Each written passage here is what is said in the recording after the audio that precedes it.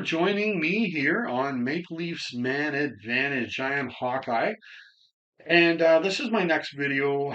This one's going to deal with the 1976 NHL Amateur Draft, and we're going to go through that. And I'm going to talk about uh, who the Leafs picked, who was available, even talk about the number one draft choice overall in the 1976 draft. Go through it all here for you. Now, as well, I would appreciate it if you like this video to hit like or the thumbs up as well. Totally appreciate it if you subscribe as well. I've got other videos on here dealing with hockey, the NHL, generally the Leafs, but you might find something interesting in there, even if you're not a Maple Leaf fan like myself. And if you want to, you can comment on anything as well. I would appreciate that totally. So, as I said, we're going to talk about the 1976 NHL Amateur Draft. And that happened on June the 1st. And it was once again held at the Montreal NHL office.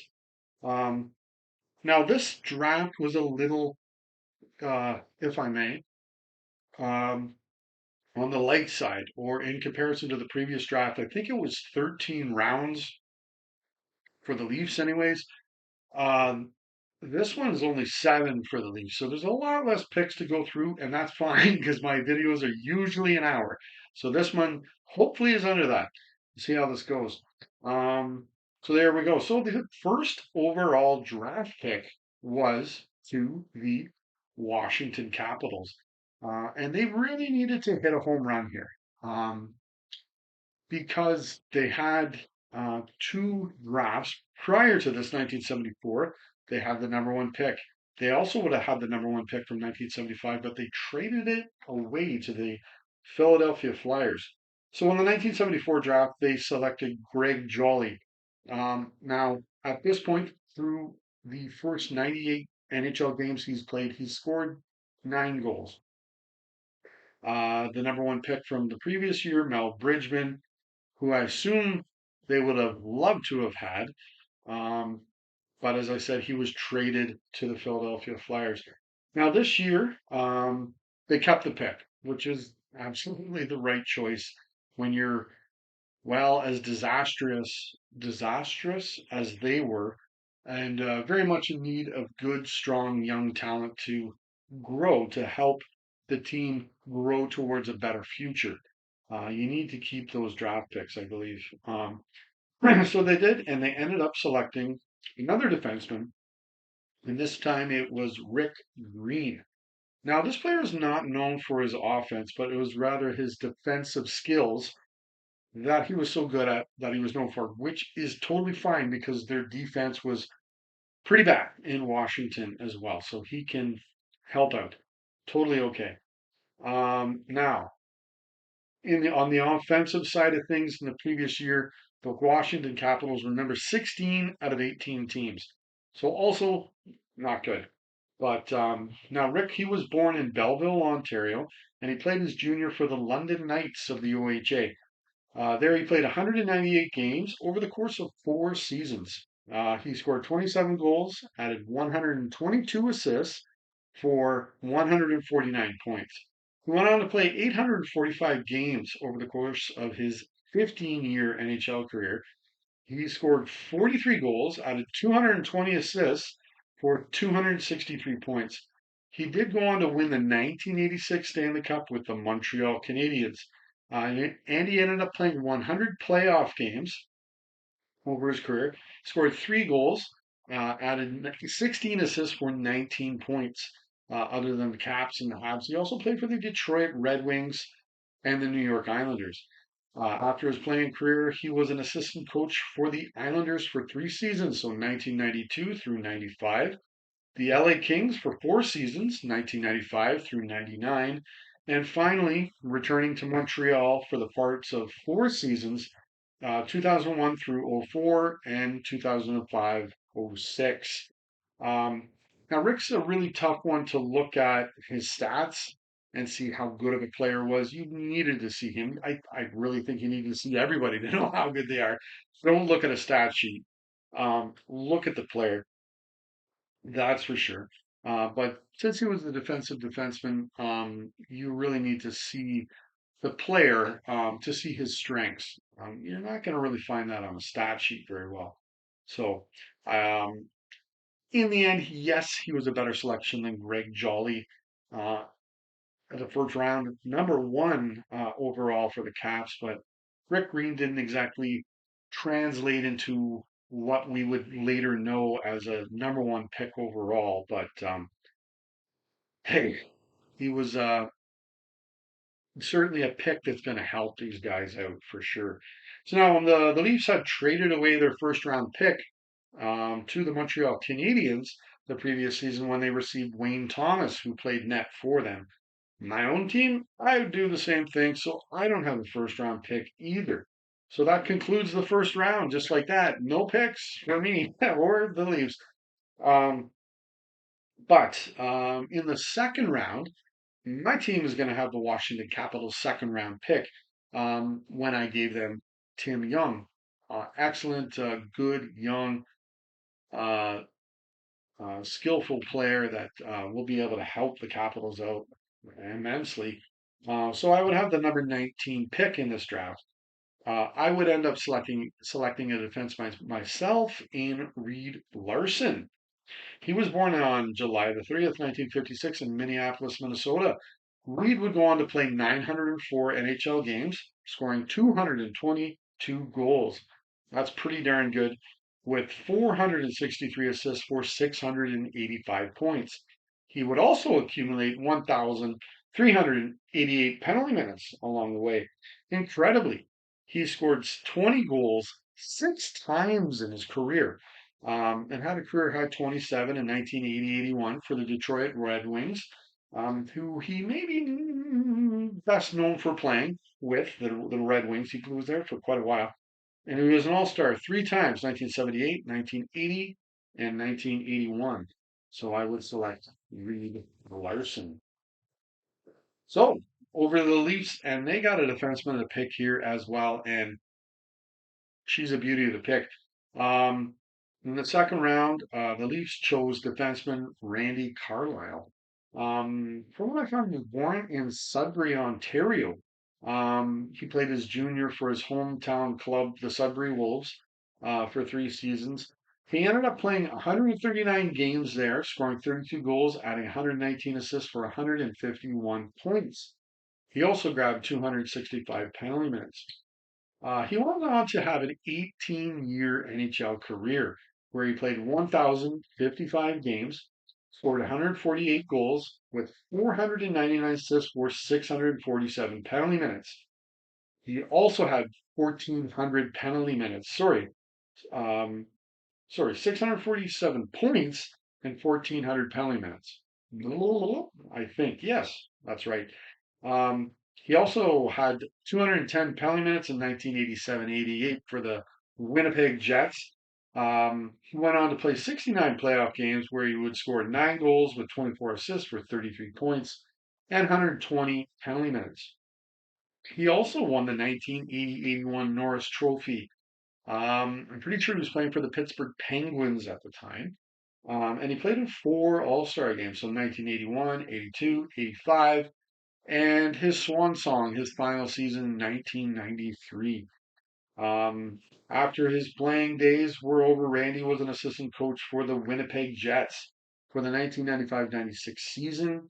He was an assistant coach for the Washington Capitals for 2 seasons, 2002 through 4. He became the head coach of the Anaheim Mighty Ducks during 2 different stints for the parts of 10 seasons. So 2005 through 12 and 2016 through 19. And he was the head coach of the Toronto Maple Leafs that I certainly remember. And for the parts of 4 seasons, doesn't seem like he was there that long. So 2011 through 15, but I think it was 2 full seasons and 2 part seasons, if I'm not mistaken. Um, Personally, I hear a lot of people didn't like Carlisle as a coach in Toronto. I don't know. I remember when Randy coached Toronto, he was definitely coaching a team that wouldn't get pushed around. And I think that's very important. as a team to not get pushed around. I personally don't care how much skill you have um, when it comes to being able to, or the opposition being able to out muscle you. That can become problematic, especially in the playoffs. You need to be able to stand up for yourself and not be pushed around. So I remember that about Randy's teams in Toronto, and I liked him. I liked him, and I didn't like that he got fired out of Toronto. Toronto coaches, definitely through the years, it's just been a revolving door, unfortunately. And maybe for Craig Berube, it unfortunately may be the same thing here. Although Sheldon Keefe, he was there for a long, long time, where in other times he may have got the axe far sooner than he did. But man, they at the same time saying all that, they were very successful in the regular season. But anyways, um, so Randy has a total record of 475 wins, 334 losses, and 115 overtime or shootout losses. That's a winning percentage of 576. Not too shabby. He also won the 2007 Stanley Cup with the Anaheim Ducks. In the playoffs, he has a 49 and 41 record. Definitely, this is the best pick for the Leafs to have in the second round. And as well, I don't think Randy ever wore a helmet either in the NHL. He was one of the last guys to skate around the NHL with no lid. So there you have it. That was Randy Carlyle in the second round. So for my own pick in the second round, I would end up selecting right winger Tom Rowe. Born in Lynn, Massachusetts on May the 23rd, 1956, Tom went on to play 357 NHL games, scoring 85 goals, including the 31 he netted in 1978-79 for the Washington Capitals, 100 assists for 185 points. He also had 615 penalty minutes. Tom got into coaching after hanging up the skates. He was an assistant coach with the Carolina Hurricanes for a few seasons, 2008 through 11, and coached the Florida Panthers for 60 games during the 1916-17 season.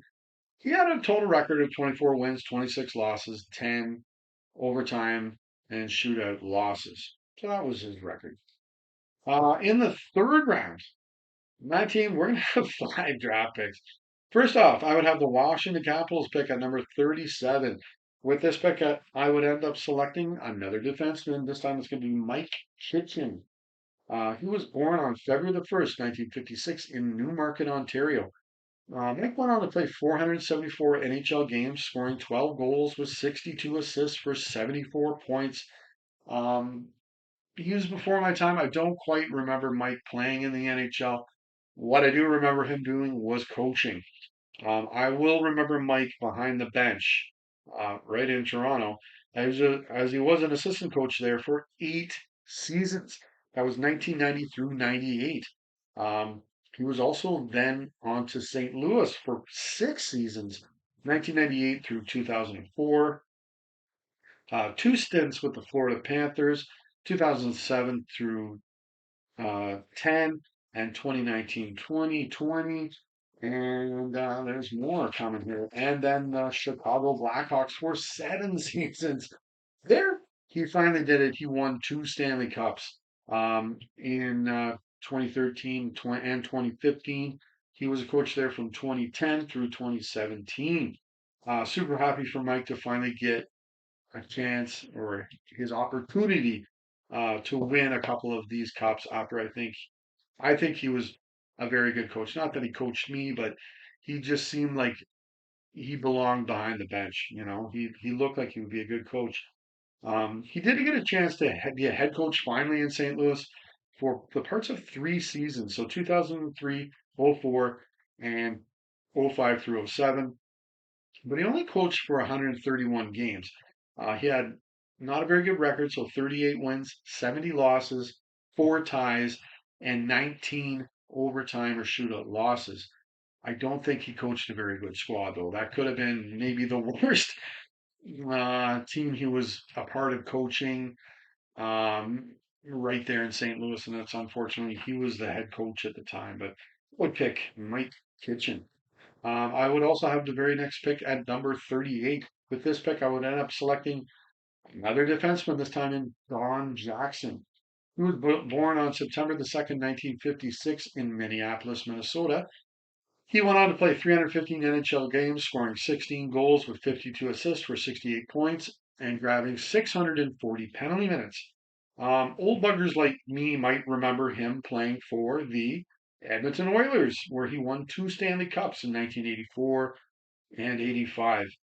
Don got into coaching after his playing days. He was an assistant coach with the Quebec Nordiques for two seasons, 1992 through 94, the Pittsburgh Penguins for three seasons, 1997 through 2000, the Chicago Blackhawks for one season, 2000, 2001, and the Ottawa Senators for three seasons, 2001 through 04. That's Don Jackson. I would next have the California Golden Seals third round pick at number 41. Hey, this is the draft to select defenseman. I'm going to keep it up here.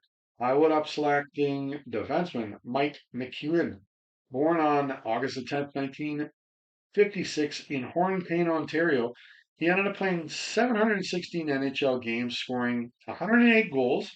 He ended up bagging 20 in 1978-79 for the New York Rangers, 296 assists for 404 points. In the playoffs, he also played 78 games, scoring 12 goals with 38 assists for 48 points. He won three Stanley Cups with the New York Islanders during their dynasty there in the early 80s. So that was 1981, 82, 83, those three Stanley Cups. And he was also an All-Star in 1980. That's another D-man coming to my team. I would also have the Boston Bruins third round selection due to trading them in the previous draft, if you remember. Um, so um, I would end up selecting right winger Ron Zanussi. He was born right in Toronto on August 31, 1956. Ron went on to play 299 games in the NHL, scored 52 goals with 83 assists for 135 points, and he also had 373 penalty minutes. He played for the Minnesota North Stars, and then he was then traded to and played for the Toronto Maple Leafs as well. Um, the Leafs with this very selection, they would pick um, the number 52. Um, they ended up selecting right wing Gary McFadden, born in Brampton, Ontario on September the 3rd, 1956. He ended up playing three seasons in the QMJHL for the Hall Festivals. Gary ended up showing some offensive promise, although I do believe the Q back then was a real scoring league. And throughout parts of the 80s, if not all of the 80s as well. He played 205 games there, scored 91 goals, having 72 assists for 163 points, and he also had 304 penalty minutes. Gary sadly never did play a game in the NHL, um, unfortunately, but the Leafs, they could have had another selection with this pick. They could have ended up selecting goaltender Mike Liut. I understand I'm loaded with goalies such as Bernie Perrant, Reggie Ledenwin, Don Edwards, Bob Solvay, and Wayne Thomas from last year also on the squad. But I understand Bernie's going to be 31 this next upcoming season, so he's not a young guy in the net anymore. Um, as well as it would be great to have two very good goalies going on my team at the same time. That would be great. Now, Mike, he was born on January the 7th, 1956 in Weston, Ontario. Mike went and played in the WHA for two seasons. So he went off to the WHA and played for the Cincinnati Stingers before he did come to the NHL. So for the Stingers, he played 81 games. He won 31 of them, tied four, had a 3.69 goals against average with three shutouts. There were a lot of goals being scored in the WHA as well. Um, Mike then came to the NHL, played 663 games over a 13-year NHL career. He won 293 games, tied 74, had an 883 save percentage, 3.49 goals against average, and 25 shutouts. He was a three-time 30-win goalie. He led the NHL in 1979-80 for the St. Louis Blues when he had 32 as a rookie. Don't call me a rookie. And he had a career high 33 in 1980-81. So the following season, he led the NHL in games played in 1981, 82, and the following season, 82, 83. Also for the Blues, um, he led in shutouts in 1986, 87 when he was a Hartford Whaler. And that's where I remember him when I was a kid, was playing with the Whalers. And he was definitely one of the stronger goalies, I thought, in the league. But the Whalers just couldn't seem to get it done in the playoffs. They always had to play a tough team. But they just seemed to have the Whalers numbers when the playoffs would start. I remember him there, but he also led also in 1989-90 when he was a Whaler and a Washington Capital. I remember him playing for them as well later. He led in goals against average when it was a sparkling 2.53 in 1989-90. I think they made the semifinals and played the Bruins that year. And then the Bruins won. They might have swept them and then got bounced out by the Oilers in the finals. And he was an All Star in 1981. He won the Lester B. Pearson Trophy in 1980-81. Yeah, but as a right here, I think Liu Liu might be a bit of a forgotten goalie during that time. Certainly the likes of Patrick Waugh, like he will always be remembered. He's in the Hall of Fame. He won um, 4 cups. Yeah, over his career. He was a great goalie, um, as well as Grant Fuhr. He'll always be remembered. Mike Vernon just got in the Hall of Fame. He's being remembered. But Mike Liutz, he never, unfortunately, got the championships that those three guys got. But boy, he was still a good goalie. And if you include those WHA numbers, yeah, it looks like he would have had over 300 wins. So I don't know, whatever. But in the playoffs, Mike had a 29-32 record with an 889 save percentage, um, a 3.39 goals against, and 2 shutouts. Um, so there you have it. So yeah, with my own pick at number 52, I would select Mr. Liut as well. So there you go. He would be the pick to make at that selection right there. So I would also have we're going into the fourth round now, the St. Louis Blues, not Browns. That was the baseball a long time ago. St. Louis Blues fourth round selection at pick number 61. With this selection, I would end up drafting, this is a big one, right winger Kent Nielsen. With Boreas Salming and Inge Hammerstrom already on the club, hopefully they'll be able to welcome him on the team. He would be another Swedish player. He would be a superstar. Um, he was born on August 31, 1956 in, I apologize if I mispronounce this incorrectly, Nynäshamn, Sweden. Kent played in the WHA. That's where he went to before the NHL. He won 2 Avco Cups there when he played for the Winnipeg Jets. There he played 158 games, scored 81 goals. He had 42 goals in 1977-78. He had 133 assists for 214 points in just 158 games. That's pretty darn good. Um, he had, this is crazy. He had 107 in consecutive seasons. So that's pretty well, consistent, right? He then came over to the NHL for the 1979-80 season, and he played 553 games, scoring 264 goals. He was a three-time 40-goal scorer. He had 422 assists for 686 points. He had 100 points twice, and his biggest season was in 1980-81 when he had 49 goals, 82 assists, and 131 points. He was an All-Star twice, so that was 1980 and the following season, 1981. He had 14 career NHL hat tricks and led the league in 1982-83 when he had five of them in the one season. He went on to win the Stanley Cup with the ever so stacked and loaded 1987 Edmonton Oilers. He was also on that team. In the playoffs, Kent played 59 games, scoring 11 goals, 41 assists for 52 points. His point total in the playoffs did drop. It did.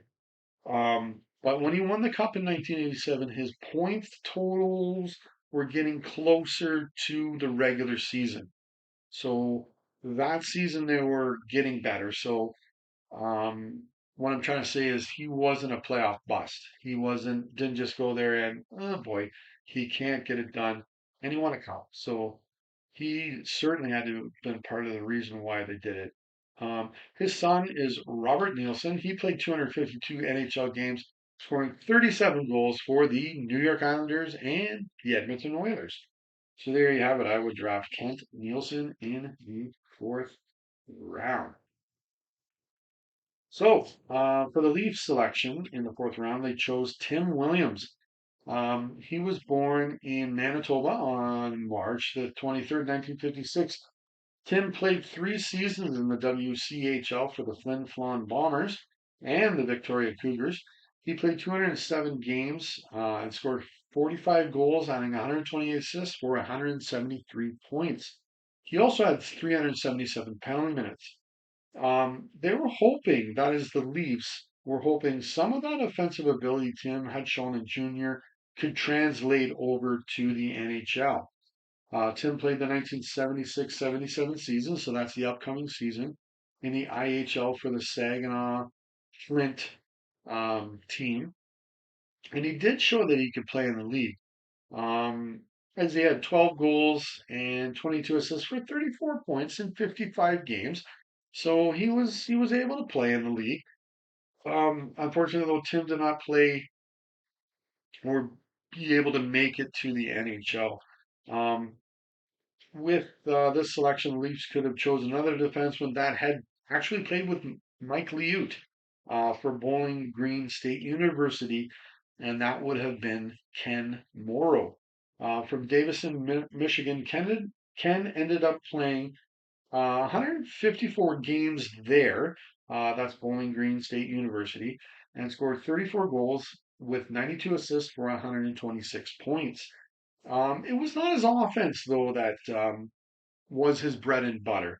Standing at 6'4", he was also a big man on the point to help defend the net and keep his cool without getting silly penalties out there. He also played for the 1979-80 U.S. Olympic team that was funneling some good talent into the NHL, and he ended up winning a gold medal in the Olympics as well before coming to the Islanders and winning 4 Stanley Cups. He ended up playing 550 games in the NHL, all for the New York Islanders, scoring 17 goals with 88 assists for 105 points. Morrow played 127 playoff games as well, scoring 11 goals, and of those goals, some of them were some pretty big ones for the Islanders. He also had 22 assists for 33 points. After his playing career, he ended up as an assistant coach for the New York Islanders in the 1991-92 season. That's Ken Morrow that the Leafs maybe should have drafted in the fourth round. In the fourth round, my team would end up selecting center Bob Miller, born on September the 28th, 1956, in Medford, Massachusetts.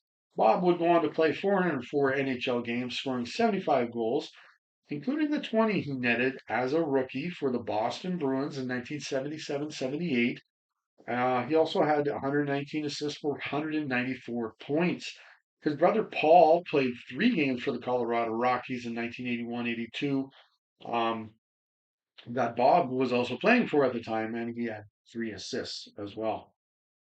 So we're going off to the fifth round now, and I would have the Washington Capitals selection at pick number 73. With this selection, I would end up drafting another defenseman. It would be Dwight Schofield. Born on March the 25th, 1956, in Waltham, Massachusetts, he went on to play 211 NHL games, scoring 8 goals with 22 assists for 30 points. But you can tell it was not the offense that Dwight was known for. But within those 211 NHL games, he had 628 penalty minutes. He had 219 in 1983-84 for the St. Louis Blues. He did bounce around the league, but he may be a good bottom option for me at some point to put in there. Maybe if needed to add some toughness or whatnot. Maybe the bottom pairing for my team. Um, in the fifth round, the Leafs selected defenseman Greg Hotham, born in London, Ontario, on March the 7th, 1956. He played 2 seasons for the Kingston Canadians of the OHA. He played 80 games, scoring 11 goals with 46 assists for 57 points. Not too shabby for a defenseman. And this variation here. And he had 125 penalty minutes. He ended up playing 230 games in the NHL, scored 11 goals with 74 assists for 89 points. Other than the Leafs, he also played for the Pittsburgh Penguins, where he did put in 2 good seasons for the Pens. Um, Supposedly, he did have good skills across the board, um, and unfortunately, his career um, ended in the NHL. I've seen him play; he was okay from what I've seen, but he did end up playing 230 games in the NHL. So in the fifth round, I would have the number 88 pick. With the selection, I would just go with who was selected, um, as it was left winger Pete Vandemark. He was born on February the 8th, 1956, right in Toronto. He played 4 seasons for the Oshawa Generals in the OHA. He scored 66 goals with 200 in 205 games. Sadly, Pete never suited up in the NHL, and no one around him made enough of a dent in the NHL to make any difference. So I'll just go with Pete for me in the fifth round. So we're off to the sixth round now, and the Leafs ended up drafting forward Dan Jakalovic, I think is how you pronounce that. Born on April the 30th, 1956, in Toronto, Dan really lit up the OHA playing for the Kitchener Rangers for 3 seasons.